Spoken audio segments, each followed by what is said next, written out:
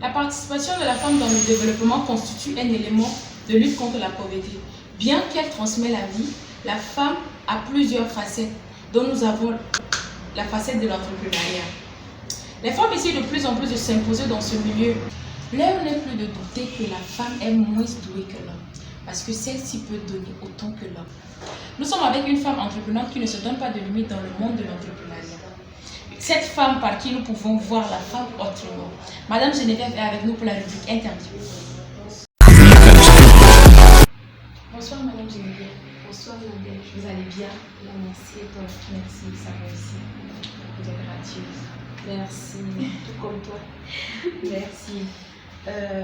Cette semaine, on a choisi de s'intéresser beaucoup sur l'entrepreneuriat féminin. Bien que ça donne, mais on voit toujours que les femmes ne sont pas impliquées comme il faut. Mais avant d'aborder le vif du sujet, je vais vous demander de me définir en quelques mots la femme entrepreneur. Très belle question. S'il faut que moi je définisse la femme entrepreneur, je dirais que c'est celle qui crée une activité afin d'atteindre non seulement un objectif, mais de répondre à un besoin. D'accord. Et les femmes entrepreneurs ne sont pas aussi nombreuses qu'elles devraient l'être. Existe-t-il des freins spécifiques à l'entrepreneuriat féminin? À mon avis, je crois qu'il n'y a pas de frein spécifique, mais c'est un terrain c'est un terrain qui a besoin de l'endurance, et beaucoup de femmes ne sont pas endurantes dans ce Elles ne sont pas prêtes et elles ne sont pas endurantes, je viens de dire. Il faut être endurante parce que si tu n'es pas endurante, à un certain moment, tu peux lâcher facilement. Il y a les stress qui sont là et tout, mais si tu n'es pas quelqu'un qui supporte, tu vas lâcher en cours de route. C'est ce qui fait qu'il n'y a pas assez de femmes dans ce domaine. D'accord. Mais en dehors de ces raisons que vous venez de donner, est-ce qu'il n'existe pas des freins financiers ou des freins démographiques? Peut-être que la femme au foyer, par exemple. C'est possible, mais à mon humble avis, je pense que les finances ne peuvent pas être des freins pour pouvoir entreprendre. Parce qu'on le dit et je l'ai expérimenté, on peut entreprendre à partir de 0 francs. Donc c'est possible. La cuisine qu'on fait déjà, c'est un capital, c'est déjà un capital qu'on peut commencer avec. Donc les finances n'enfreignent pas l'entrepreneuriat en tant que tel. Ok. Peut-être le foyer, oui, mais comme je venais d'évoquer le problème d'endurance, il faut être endurant pour pouvoir supporter le foyer et l'entrepreneuriat. Quand vous venez de le dire, on peut entreprendre plutôt en partant du zéro. Est-ce que vous pouvez nous en dire plus? Si je dois en dire plus, c'est que le service, si tu connais faire quelque chose, si tu sais faire quelque chose, déjà par exemple cuisiner, c'est un exemple, je vais aller terre à terre. Okay. Si déjà tu connais cuisiner, je venais de le dire tantôt, c'est déjà un capital, tu connais cuisiner et qu'on est en train de chercher une restauratrice ou bien un service traiteur, qu'est-ce que tu fais? Tu leur dis à l'avance, tu fais un devis, tu leur dis à l'avance de te faire une avance par exemple. Ils te font l'avance, ton capital c'est déjà ta connaissance. Donc avec l'avance, tu pars au marché, tu fais les achats, n'est-ce pas?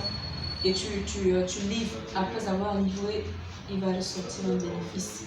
Et le bénéfice déjà constitue un capital pour continuer ton activité. C'est pourquoi je dis que c'est possible de commencer à partir de zéro. D'accord. Comment vous vous prenez dans l'entrepreneuriat? Et le fait que les femmes soient violentées sans cesse et sans solution pose-t-il un problème à l'entrepreneuriat féminin? Oui, cela pose d'énormes problèmes dans l'entrepreneuriat féminin. Parce que moi, par exemple, je fais dans la décoration.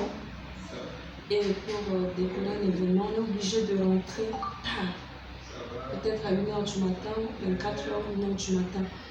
Et du coup, pendant que je travaille, il suffit que je pense à l'insécurité, je peux plus travailler normalement. Et cela joue sur le rendement de mon travail. Du coup, le lendemain, le client ne peut plus me rappeler parce que le travail était mal fait. Et ça a été mal fait. Pourquoi? Parce que j'étais pressée de rentrer. J'étais pressée pourquoi? Parce qu'il y a l'insécurité dehors. Il faut que je rentre tôt. Donc, je suis obligée d'écourter chaque fois mes travaux de décoration nocturne. Donc ça joue vraiment, ça joue dans l'entrepreneuriat féminin. Il faut que la femme doit être d'abord visible. Elle doit pas être gérantée, oui, pour faire développer l'entrepreneuriat féminin, pour faire avancer ce mouvement. D'accord. Merci vraiment pour votre précieux temps et ce fut un réel plaisir d'échanger avec vous. Merci Nadège pour l'intérêt. De rien. Nous avons tous les mêmes talents, les mêmes envies. Mais ce qui nous différencie des autres, c'est nos imaginations, c'est nos créations, c'est nos talents et surtout toutes nos originalités. C'est de par ce dernier critère que l'association Une Pouvant Femmes a mis en place une start-up remplie de créativité. En plus de nous montrer ses œuvres, elle va nous en dire plus sur ses projets à venir. Nous sommes dans la rubrique Découverte. Le nom de la marque, c'est MF. C'est une initiative environnementale qui révalorise les objets, les déchets recyclés en accessoires à assortir pour embellir vos vêtements et vos ensembles. Nous faisons les sacs transparents et les sacs simples comme vous voyez. Voilà les sacs transparents.